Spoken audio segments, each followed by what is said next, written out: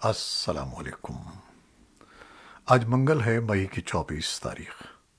پاکستان میں اس وقت شام کے 7، بھارت میں 7:30، اور یہاں ہمارے اسٹوڈیوز کی گھڑیوں میں صبح کے 10 بج رہے ہیں۔ وائس آف امریکہ واشنگٹن کی اردو سروس سے میں ہوں خالد حمید، خبروں کے ایک بلیٹن کے ساتھ۔ حکومت پاکستان نے پاکستان تحریک انصاف کے چیئرمین عمران خان کی کال پر بدھ کو اسلام آباد کی جانب لانگ مارچ کی اجازت نہ دینے کا فیصلہ کیا ہے۔ وفاقی کابینہ کے اجلاس کے بعد منگل کو اتحادی جماعتوں کے وزراء کے ساتھ اسلام آباد میں ایک نیوز کانفرنس کرتے ہوئے وفاقی وزیر داخلہ رانا ثناء اللہ کا کہنا تھا کہ یہ لوگ اسلام آباد آ کر افراتفری پھیلانا چاہتے ہیں۔ ان کا کہنا تھا کہ وفاقی کابینہ نے فیصلہ کیا ہے کہ لانگ مارچ کی اجازت نہیں دی جائے گی اور اسے روکا جائے گا۔ وفاقی وزیر داخلہ کی پریس کانفرنس پر رد عمل دیتے ہوئے تحریک انصاف کے رہنما فواد چودھری نے ٹویٹ کی کہ وزیر داخلہ میں اتنی جرأت نہیں تھی کہ وہ اکیلے پریس کانفرنس کرتے۔ ساری پارٹیوں کے چہرے دکھانے کی اس لیے ضرورت تھی کہ ذمہ داری ایک پر نہ آئے۔ دریں اثنا پاکستان تحریک انصاف کے 25 مئی کو اسلام آباد میں لانگ مارچ سے قبل ملک بھر میں پولیس کے کریک ڈاؤن میں درجنوں پارٹی رہنماؤں اور کارکنوں کی گرفتاری کی بھی اطلاعات ہیں۔ پنجاب اور سندھ کی حکومتوں نے صوبوں میں امن برقرار رکھنے کے لیے دفعہ 144 نافذ کر دی ہے، اور وفاقی وزیر داخلہ کا وائس آف امریکہ کے ساتھ گفتگو کرتے ہوئے کہنا تھا کہ اگرچہ ہمارے بندھے ہوئے ہاتھ کسی حد تک کھلے ہیں، لیکن انتظامی امور میں ہمیں مشکلات کا سامنا ہے۔ انہوں نے کہا کہ مقتدر حلقوں کی ہمیں سپورٹ حاصل ہے، لیکن ہمیں مزید مدد کی ابھی بھی ضرورت ہے۔ ایشیا کے اپنے 6 روزہ دورے کو ختم کرتے ہوئے امریکی صدر جو بائیڈن نے یوکرین کی جنگ کو چین کو یہ پیغام دینے کے لیے استعمال کیا کہ بین الاقوامی نظام کے بنیادی اصولوں کی پاسداری کی جانی چاہیے۔ آسٹریلیا، انڈیا، جاپان اور امریکہ کے رہنما ایک آزاد اور کھلے انڈو پیسیفک خطے کے فروغ، ماحولیات کی تبدیلی کے خلاف لڑنے اور کووڈ کی وبا کے خلاف جدوجہد میں تعاون کے وعدوں کے ساتھ ٹوکیو میں جمع ہوئے۔ کوڈ نامی غیر رسمی اتحاد کے سربراہ اجلاس کے آغاز پر خطاب کرتے ہوئے، جس میں جاپان کے وزیر اعظم فیومو کشیدا، بھارتی وزیر اعظم نریندر مودی اور آسٹریلیا کے وزیر اعظم اینتھونی البانیز ان کے ساتھ تھے، امریکہ کے صدر جو بائیڈن نے کہا کہ یوکرین پر روسی حملہ صرف یورپ کا مسئلہ نہیں ہے، بلکہ اس سے بڑھ کر یہ ایک عالمی مسئلہ ہے۔ انہوں نے مزید کہا کہ سرحدی یکجہتی اور سالمیت اور اقتدار اعلیٰ کے اصولوں، بین الاقوامی قانون اور حقوق انسانی کا اس سے قطع نظر کہ دنیا میں کہاں ان کی خلاف ورزی ہو رہی ہے، اس کا دفاع کیا جانا چاہیے۔ کوڈ کے مشترکہ بیان میں اور چاروں لیڈروں کے ریمارکس میں چین کا براہ راست نام نہیں لیا گیا، لیکن ایک ایسے انڈو پیسیفک خطے کی تعمیر کے مقصد کی اہمیت پر زور دیا گیا جہاں سب کے اقتدار اعلیٰ اور قانون کی حکمرانی کا احترام ہو۔ یہ سفارتی الفاظ تھے جن کے بارے میں سمجھا جاتا ہے کہ ان کا مخاطب بیجنگ ہے۔ بیجنگ نے حالیہ برسوں میں اپنے فوجی اخراجات میں ڈرامائی اضافہ کیا ہے، جس میں اس کی بحری قوت بھی شامل ہے، اور اب امریکہ کے بعد یہ اس کا دنیا میں دوسرا سب سے بڑا دفاعی بجٹ ہے۔ کوڈ کی یہ سربراہ میٹنگ 1 سال سے بھی کم عرصے میں لیڈروں کی دوسری بالمشافہ ملاقات ہے۔ بائیڈن اپنے ایشیا کے دورے کے ایک حصے کے طور پر جنوبی کوریا کے بعد جاپان پہنچے تھے۔ یوکرین کے وزیر خارجہ دمیترو کولیبا نے منگل کے روز حکومتوں پر زور دیا کہ یوکرین کی روسی فورسز سے لڑائی میں مدد کے لیے مزید ہتھیار جلد از جلد فراہم کریں۔ انہوں نے ٹویٹ کیا کہ یہ نتیجہ اخذ کرنا قبل از وقت ہے کہ یوکرین کے پاس ضرورت کے مطابق تمام ہتھیار پہلے ہی موجود ہیں۔ روس کی ڈونباس میں چڑھائی ایک بے رحمانہ لڑائی ہے جو جنگ عظیم دوم کے بعد سب سے بڑی جنگ ہے۔ انہوں نے اپنے ساتھی ملکوں پر زور دیا کہ ہتھیاروں کی فراہمی تیز کر دیں۔ برطانیہ کی وزارت دفاع نے منگل کے روز کہا کہ روسی فورسز نے ڈونباس میں اپنی کارروائیوں میں شدت پیدا کر دی ہے۔ ان کا کہنا تھا کہ وہ سیورو ڈونیٹس سمیت مشرقی یوکرین کے متعدد شہروں کو محصور کرنے کی کوشش کر رہا ہے۔ روس کے سیورو ڈونیٹس پر قبضے سے لوہانس کا پورا علاقہ اس کے زیر تسلط آ جائے گا۔ کولیبا کی فوجی مدد کے لیے اس اپیل سے ایک روز پہلے امریکی وزیر دفاع لائٹ آسٹن نے کہا کہ تقریباً 20 ملک یوکرین کو نئے سیکیورٹی امدادی پیکج بھیج رہے ہیں۔ آسٹن نے یوکرین کے دفاعی رابطے کے گروپ کے ساتھ پینٹاگون میں دوسری میٹنگ کے اختتام پر اخباری نمائندوں سے یہ بات کہی۔ امریکی فوج کے چوٹی کے افسر chairman joint chiefs of staff general mark ملی کے مطابق اس اجلاس میں 47 ملکوں نے ورچوئلی شرکت کی۔ گروپ کا اگلا اجلاس 15 جون کو برسلز میں ہوگا۔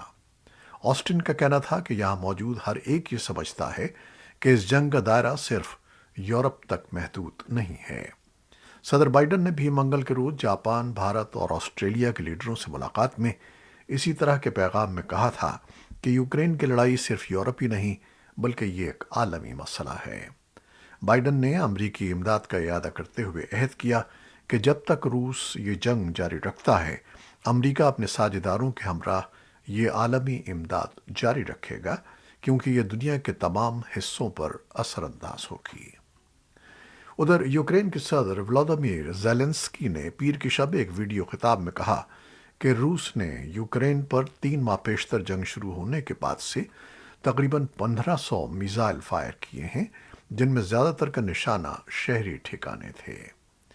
ان خبروں میں سے کچھ اطلاعات ایسوسی ایٹڈ پریس، اے ایف پی اور رائٹرز خبر رساں اداروں سے لی گئی ہیں۔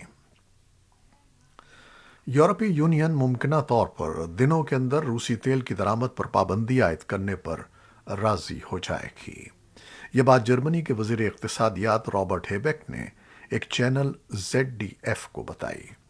تاہم ہیبیک نے خبردار کیا کہ روسی تیل پر تجارتی پابندی خود بخود کریملن کو کمزور نہیں کرے گی کیونکہ بڑھتی ہوئی قیمتوں کے پیش نظر ماسکو کم مقدار میں تیل فروخت کر کے بھی زیادہ آمدنی حاصل کر سکے گا۔ خبر رساں ادارے رائٹرز کے مطابق انہوں نے کہا کہ اس ضمن میں ایک غور طلب پہلو یہ تھا کہ تیل کے لیے مزید کوئی قیمت ادا نہ کی جائے بلکہ اس کی بالائی حدود پر اتفاق کیا جائے۔ تاہم جرمنی کے وزیر اقتصادیات نے زور دیا کہ روس کے خلاف اس اقدام کے لیے بہت سے ممالک کو مشترکہ سوچ اپنانا ہوگی۔ پاکستان کا صوبہ خیبر پختونخوا ملک کا پہلا صوبہ ہے جہاں عدالتی احکامات کے تحت تمام 35 اضلاع میں ہونے والے بلدیاتی انتخابات کا عمل مکمل ہونے کے بعد زیادہ تر اضلاع اور تحصیلوں میں منتخب ہونے والے میئروں اور تحصیل چیئرمینوں نے اپنے عہدے سنبھالنے کے بعد کام شروع کر دیا ہے۔ پاکستان افغانستان سے ملحقہ نئی سرحدی گزرگاہیں کھول رہا ہے، جبکہ 5 گزرگاہیں پہلے ہی مکمل طور پر معاشی سرگرمیوں اور مسافروں کی آمد رفت کی سہولتیں فراہم کر رہی ہیں۔ پاکستان کے افغانستان میں خصوصی نمائندے محمد صادق نے ایک ٹویٹ میں بتایا کہ چترال میں اراندو اور زیریں دیر میں بن شاہی اس سلسلے کی پہلی 2 گزرگاہیں ہیں جو کام شروع کر دیں گی۔ طالبان حکومت نے منگل کے روز کابل میں ایک تقریب میں متحدہ عرب امارات کی کمپنی GAAC کے ساتھ کابل انٹرنیشنل ایئرپورٹ اور 2 دوسرے علاقائی ایئرپورٹس کے گراؤنڈ آپریشنز کے لیے ایک معاہدے پر دستخط کر دیے ہیں۔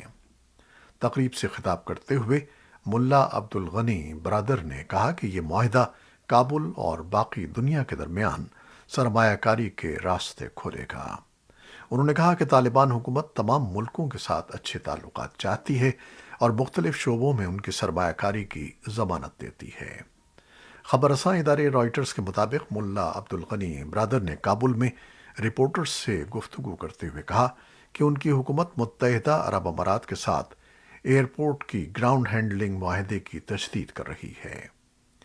دوسری جانب متحدہ عرب امارات کی وزارت خارجہ کی جانب سے اس معاملے پر فوری طور پر کوئی رد عمل سامنے نہیں آیا ہے۔ یونیما کے لیے افغانستان کے لیے خصوصی نمائندہ ڈیبرا لیون نے پچھلے 2 روز میں قندھار اور مزار شریف کے دورے کیے اور صحافیوں اور سرگرم خواتین سے ملاقات کی۔ انہوں نے بلخ میں لڑکیوں کے ایک اسکول کا بھی دورہ کیا۔ انہوں نے تمام افغانیوں کے حقوق، خصوصاً خواتین اور لڑکیوں کے حقوق کی پاسداری اور تمام طبقوں کی شمولیت سے ایک جامع حکومت کے قیام پر زور دیا۔ بغداد سے خبر رساں ادارے اے پی نے اپنی رپورٹ میں بتایا ہے کہ اسلامک اسٹیٹ گروپ یعنی داعش کے جنگجوؤں نے عراق میں 2 الگ الگ حملوں میں 12 شہریوں کو ہلاک اور کم از کم 6 کو زخمی کر دیا۔ اور سیکیورٹی حکام نے بتایا کہ بظاہر حملہ آوروں نے ریت کے اس طوفان کا فائدہ اٹھایا جس میں کے سبب پورے ملک میں حد نگاہ بہت کم ہو گئی تھی اور تھوڑے فاصلے تک بھی دیکھنا مشکل تھا۔ یہ حملے پیر کی شام کرکوک دیالہ صوبوں میں کیے گئے جہاں کسانوں کو اس وقت ہدف بنایا گیا جب وہ اپنی فصلیں کاٹ رہے تھے۔ خبر رساں ادارے اے پی نے یروشلم سے اپنی رپورٹ میں بتایا ہے کہ اسرائیلی حکام نے منگل کے روز کہا کہ انہوں نے تشدد میں اضافے کے دوران، جس میں حالیہ ہفتوں میں درجنوں لوگ مارے گئے ہیں، ایک رکن پارلیمنٹ کو گولی مارنے، سپاہیوں کو اغوا کرنے اور یروشلم کے لائٹ ریل سسٹم کو بم سے اڑانے کے فلسطینی گروپ حماس کے ایک بڑے منصوبے کو ناکام بنا دیا ہے۔ اس بارے میں جاری کیے گئے بیان میں یہ نہیں بتایا گیا کہ گروپ اس منصوبے پر عمل درآمد کے کتنے قریب پہنچ گیا تھا۔ حماس نے اس بارے میں فوری طور پر کوئی تبصرہ نہیں کیا ہے۔ یمن کے حوثی باغیوں نے کہا ہے کہ ملک کے دارالحکومت میں اس وقت 3 لوگ ہلاک ہو گئے جب ایک ڈرون ایئر کرافٹ ایک مضافاتی علاقے میں مار گرائے جانے کے بعد تباہ ہو گیا۔ حوثیوں نے ایک بیان میں کہا کہ ان کے ایئر ڈیفنس سسٹم نے نگراں ڈرون کو مار گرایا اور یہ کہ وہ سعودی قیادت کے اتحاد کی ملکیت ہے جس کے ساتھ وہ حالت جنگ میں ہیں۔ حوثیوں کے دعوے کی فوری طور پر تصدیق نہیں ہو سکی۔